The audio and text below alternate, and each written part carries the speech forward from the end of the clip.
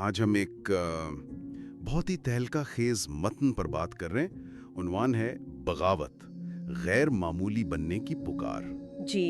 और ये मतन तो सीधा सीधा कहता है कि जिसे हम नॉर्मल जिंदगी समझते हैं ना, वो इस सदी का सबसे बड़ा कैद खाना है। बिल्कुल, एक ललकार है ये। हाँ, एक तरह की पुकार कि जागो। तो आज हम जरा इसकी गहराई में उतरेंगे, समझेंगे कि ये कहना क्या चाहता है। जी, ये कोई आम सा मतन नहीं है, ये सीधा रूह से बात करता है।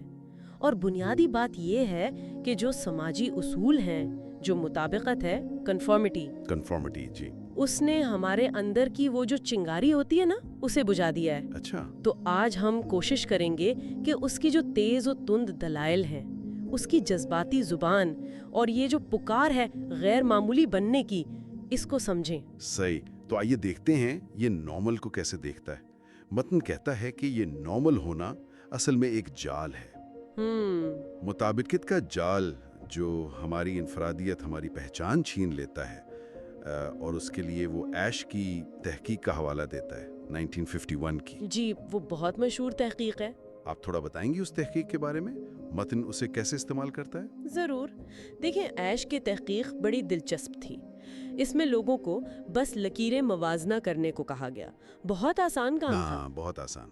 लेकिन जब ग्रुप में शामिल दूसरे लोग, जो असल में तजुर्बे का हिस्सा थे, जानबूझकर गलत जवाब देते, अच्छा, तो अक्सर असल शुरुका भी ये जानते हुए कि जवाब गलत है, वही गलत जवाब दे देते थे ग्रुप के साथ चलने के लिए। ओह, मतलब सिर्फ ग्रुप प्रेशर में? बिल्कुल।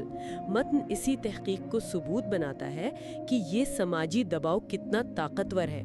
ये हमें सच से मुंह मोड़ने पर भी मजबूर कर सकता है। और बात सिर्फ मुत्तफिक होने तक नहीं रहती, मेरा ख्याल है मतन इससे भी आगे जाता है। वो मिलग्रम की तहकीक का भी जिक्र है। जी बिल्कुल। मतन तो कहता है कि ये समाजी दबाव एक धोखा है जो सिर्फ सोच नहीं बदलता, रवैया भी बदल देता है। रवैया भी? जी।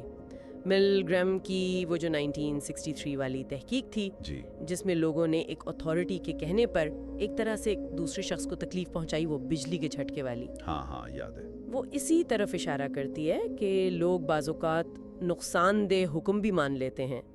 मतन यहाँ बहुत, आप कह लें, तल्ख हो जाता है, खास तौर पर उन लोगों के लिए जो बस आंखें बंद करके पीछे चलते हैं। उन्हें भेड़ चाल चलने वाले कहता है। हाँ, तो ये सिर्फ नफ्सियाती जाल नहीं है, मतन इसके अमली नुकसानात भी बता रहा है, जैसे जिद्दत तराजी, इनोवेशन पर क्या असर पड़ता है। जी, मतन का मौक़िफ़ है कि नॉर्मल की पैरवी करना जिद्दत की राह में रुकावट है। रुकावट? जी, बल्कि दुश्मन है।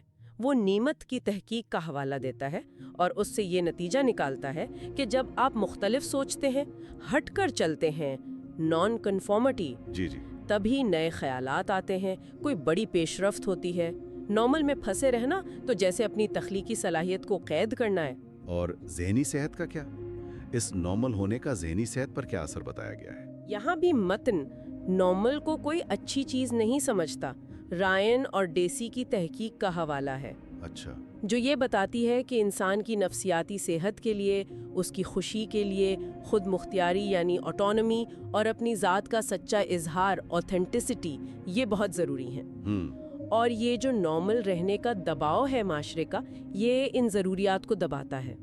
तो नतीजा क्या? ज़हनी सेहत मुतासर होती है। मतन कहता है असल तकमील तो अपनी इनफिरादियत में है। ये दबाव तो कई किस्म का हुआ, नफ्सियाती, तख्लीकी। मतन मुआशी पहलुओं पर भी आता है। वो सारिफियत, कंज्यूमरिज्म का जिक्र कैसे है? जी बिल्कुल। मतन कहता है कि ये नॉर्मल का जो तसव्वुर है ना, ये हमें हर वक्त चीज़ें खरीदने, मादी चीज़ों के पीछे भागने पर भी उकसाता है। अच्छा। कैसर्स की तहकीक का जिक्र है। वो बताती है कि जब आप सिर्फ मादी कामयाबी पर फोकस करते हैं तो असल खुशी, असल इत्मीनान कम हो जाता है। सही। यहाँ भी मतन का लहजा बड़ा तीखा है।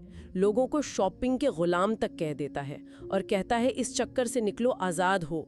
तो तनकीद तो बहुत गहरी और सख्त है, लेकिन क्या ये सिर्फ मसाइल बताकर छोड़ देता है या कोई हल, कोई रास्ता भी दिखाता है?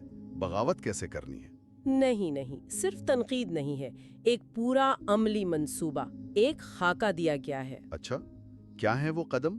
पहला कदम और शायद सबसे अहम, हर उसूल, हर रिवायत, हर नॉर्मल पर सवाल उठाओ। हर चीज पर?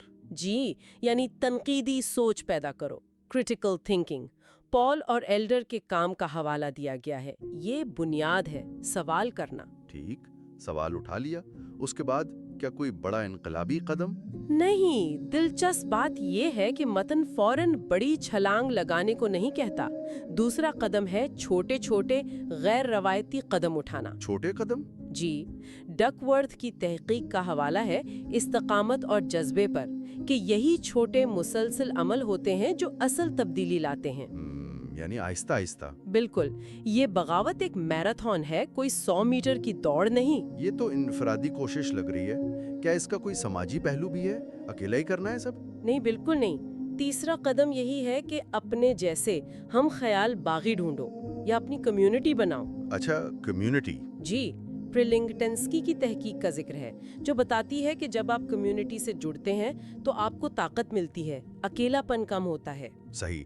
اور چوتھا قدم؟ چوتھا قدم ثابت قدم رہنا، لچک پیدا کرنا، ریزیلینس۔ ماسٹن کی تحقیق کا حوالہ ہے کہ مشکلات تو آئیں گی، دباؤ آئے گا، لیکن ڈٹے رہنا ہے۔ ڈٹے رہنا۔ جی، اسی سے نارمل کا دباؤ ٹوٹے گا۔ اور پھر آخری منزل کیا ہے اس سفر کی؟ آخری قدم متن کے مطابق یہ ہے کہ اس بغاوت کو، اپنی اصلیت کو، اپنی اوتھینٹسٹی کو اپنی زندگی کا مستقل حصہ بنا لو۔ یعنی مکمل طور پر اپنا لینا؟ بالکل۔ کرنس اور گولڈمن کی تحقیق کا حوالہ ہے کہ جب آپ اپنی سچی ذات کے مطابق جیتے ہیں تبھی وہ گہری پائیدار تکمیل ملتی ہے۔ متن کا اختتام ایک للکار کی طرح ہے، اب جاؤ اور فتح کرو۔ واہ! تو خلاصہ کریں تو یہ متن بغاوت، غیر معمولی بننے کی پکار، ایک بہت ہی جذباتی، پرجوش اور ہاں کچھ لوگوں کے لیے شاید اشتعال انگیز دعوت ہے کہ نارمل کے قید خانے سے نکلو۔ جی، یہ کہتا ہے سماجی دباؤ کو سمجھو، اس کے دھوکے کو پہچانو، جدت لاؤ، اپنی ذہنی صحت کا خیال رکھو، ہر چیز پر سوال کرو، پھر عمل کرو، چھوٹے قدم لو۔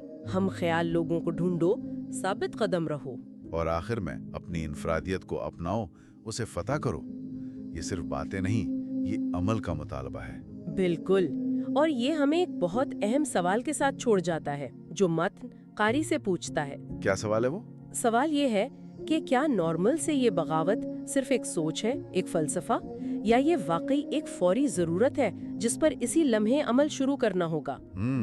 یہ سوال میرا خیال ہے ہر سننے والے کے لیے ہے کہ وہ خود اس پر غور کرے، اپنے حالات میں، اپنی زندگی میں۔